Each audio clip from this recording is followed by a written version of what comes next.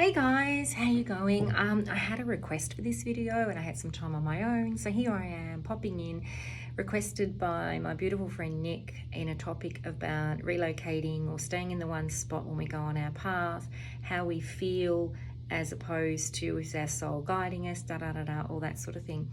So I've come in here with some wisdom, divine wisdom that's been shared with me by my higher self and higher divine guides over the last decade or more, and also my own experiences. And yeah, so I'm going to share some stuff with you guys. And so first of all, I want to say that everyone's journey is different, and it's not the same. Everyone's going to have different experiences. So firstly, I haven't relocated. I'm in America still at the moment, but I'm just visiting. So I'm going to be heading back to Australia really soon, and I actually am quite ready to do that. So I've been out here for a while, but because I just in case you were asking, because I've been putting up a few videos from here.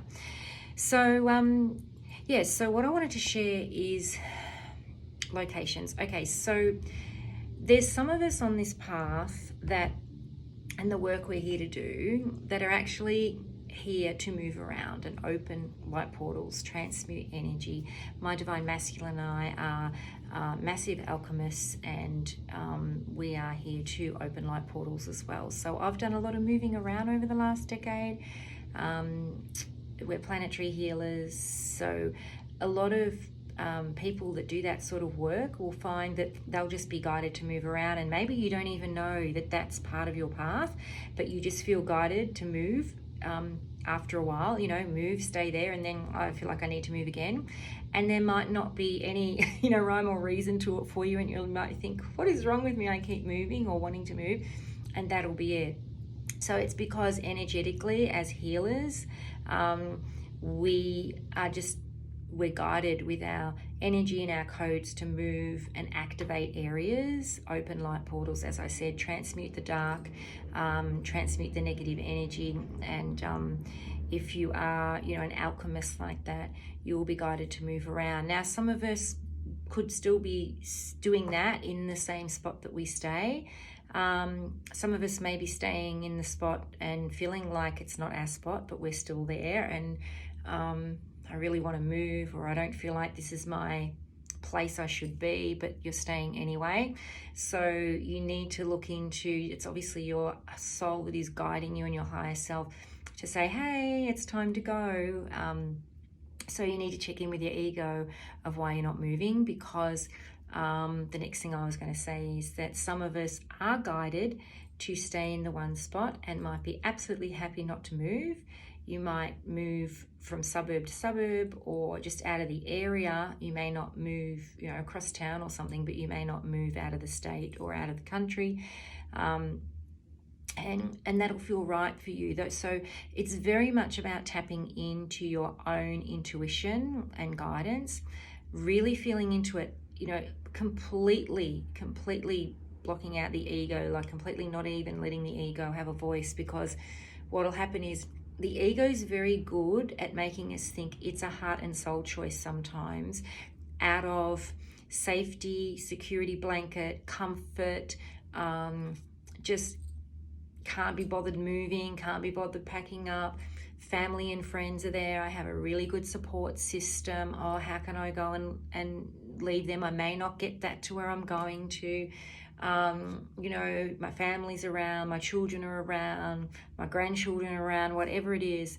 And probably in a lot of cases, if that's the case and you're happy there, you're meant to stay there, because family is important as well. But you must realize on this path that you could be the leader as well of your family and friends, and it might take you to actually move first for them to follow. And you could be guided to do that because you are, what Spirit has showed me is that with some situations with families, the others aren't quite awakened to their path yet, and they're not living from their purpose, or they're not living in divine alignment. They're living in a lower ego 3D frequency. They're not living where they, when I say should be living, is where it's better for them, more soul aligned. Because when we move and we're guided, we move to where we're guided, opportunities open, right? Doors open for us, whether it might be new friendships, new partnerships, new jobs, whatever it is. You know, someone might be waiting for their soulmate and wondering why hasn't he or she come along, and it's because you're meant to meet them. You're not aligned where you are. You're supposed to be moving to a location to meet them there, because that's where your soul's guiding you. So there's lots of reasons why we are guided, you know, but mainly because that's our path, that's our soul path. It is for our higher purpose. Your higher self is only ever going to guide you for what's a better life for you, what's more aligned, opening up more incredible abundance and fantastic life, peace, joy, love, all sorts of stuff. Okay, so your higher self and your higher divine guides, if you're tuned into your higher pure divine organic light beings, they're only going to guide you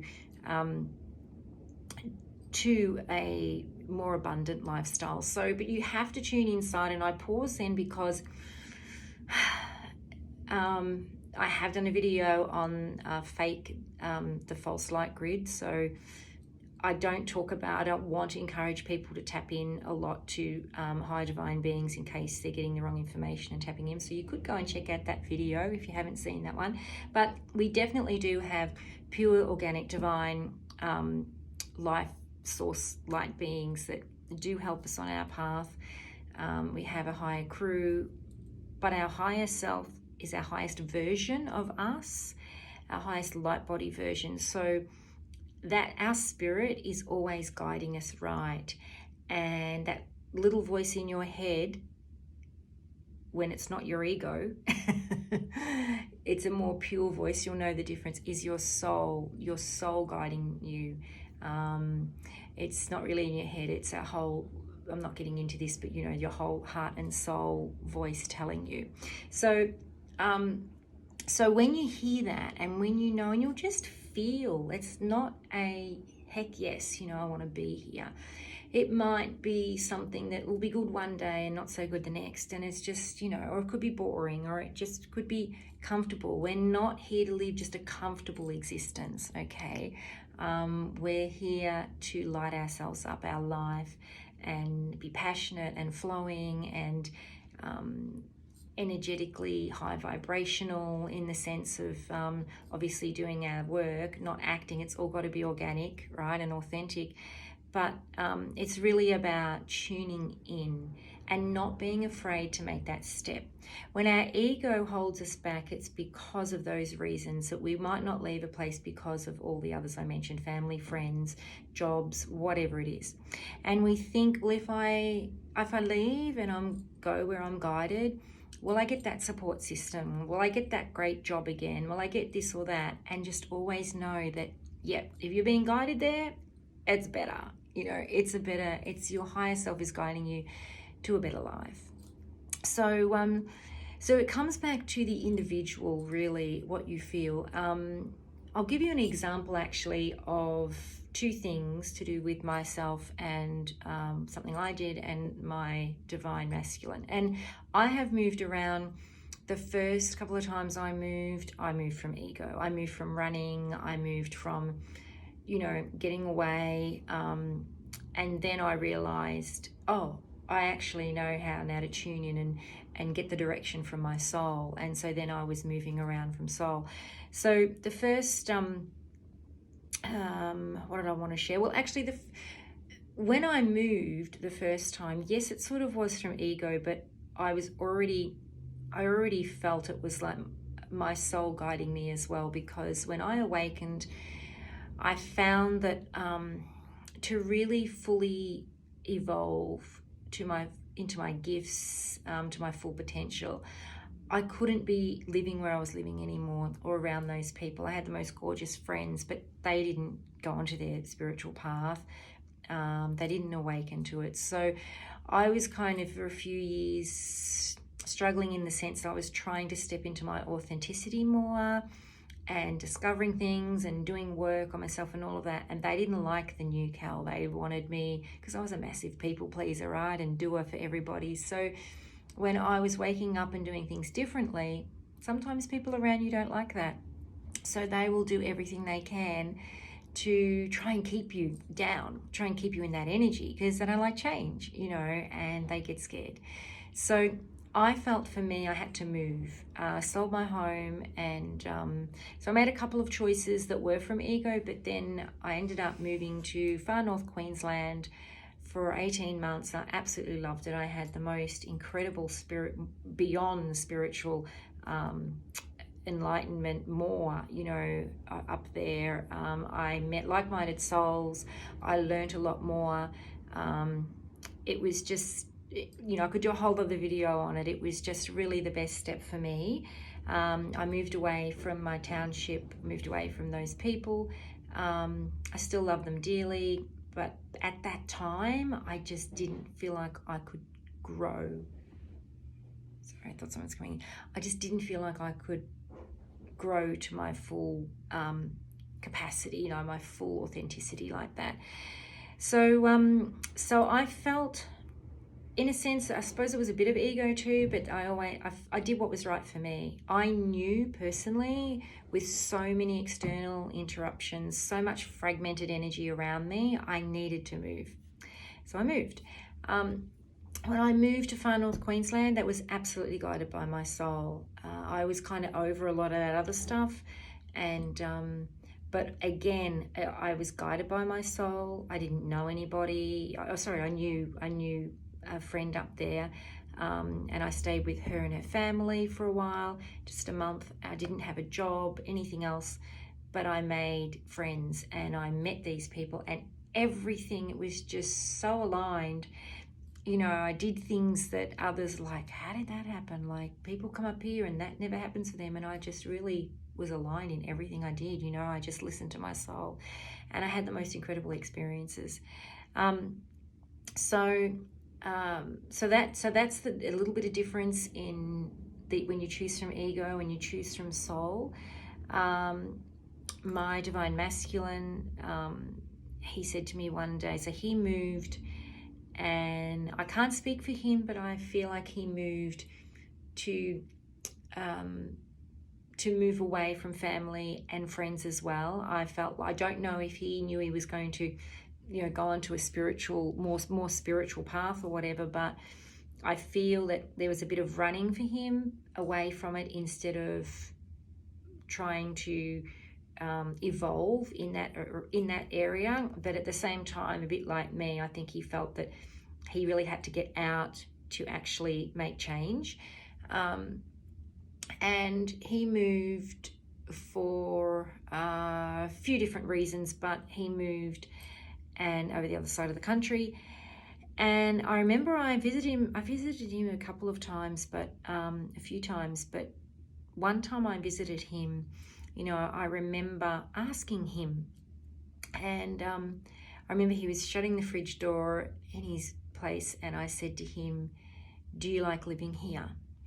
And he just shrugged his shoulders and he said, it's a place to live. And I knew then that his heart wasn't in it, that his soul didn't guide him there when he said it's a place to live. And I knew then he was there for ego reasons. It could have been maybe money, a bit of a loss, like didn't want to be where he was because he wanted to get out, but didn't have another place he felt to go to. Had the opportunity of a friend, getting a job for him, good money, whatever it was. But a lot of men lead for the money and the job instead of leading from their heart and their soul, and not realizing that if they lead from their heart and soul, they're actually aligned to their soul path and contract that they came in for. So then actually, like, bigger doors are going to open. Don't worry about the money or where it's coming from, because when you lead from that, those opportunities and better opportunities are going to open for you. And especially when you're in partnership with your divine feminine that you've come here for, right? So when you're doing that together jointly and you're aligned like that, like, massive doors open. So more abundant doors. But it is sometimes the masculine ego way, where they don't follow their heart and soul, and they follow their the money, or to try and provide, or whatever. So anyway, so that he definitely wasn't coming or being guided by his soul, because he didn't feel it. Like there was just no part of his energy that felt really lit up and excited about living there. So that's when I asked him back then. So it's another thing that you can really be guided upon. Are you every day excited to live where you're living and doing what you're doing? Does it light you up? Some of these places, visiting my daughter in America, and some of these places that we've been going to, and I mean, I've been coming to America back and forth for many, many years. And it just, no offense, they're great places, but that doesn't excite me anymore. And I feel that I obviously have already done what I needed to do years ago. And I don't feel, it's for a visit, it's fine. But I don't feel guided to live here, and I don't feel guided to really live in another country. Again, our soul guides us at that time. So whilst I don't feel like that now, doesn't mean that I might not be guided to live in another country in the future. I was living in Bali on and off before, over the last few years, before everything, fell apart in the world. And and I thought that was going to be my forever place, living in Bali.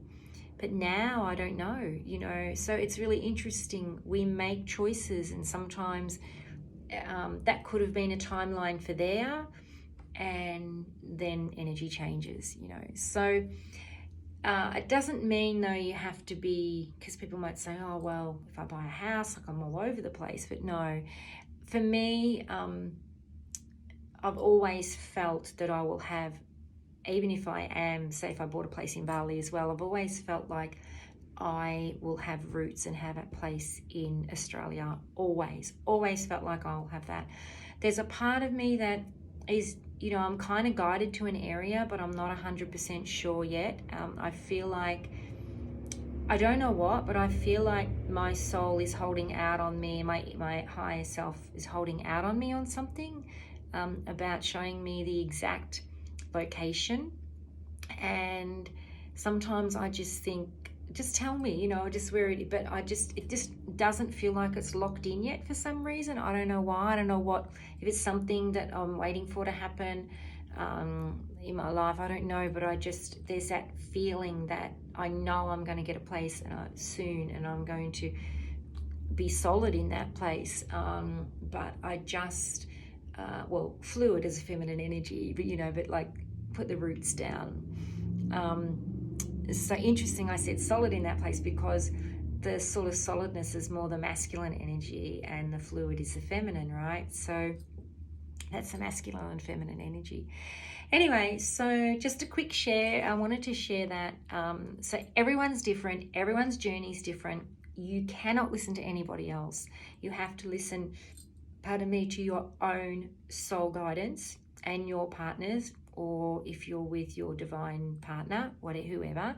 And sometimes, look, even if you're with a partner and they're not as awakened as you, then you can actually just say to them, look, I'm really being intuitively guided that we need to move, and what do you think about this? And this is what I'm getting, and this is what I'm receiving.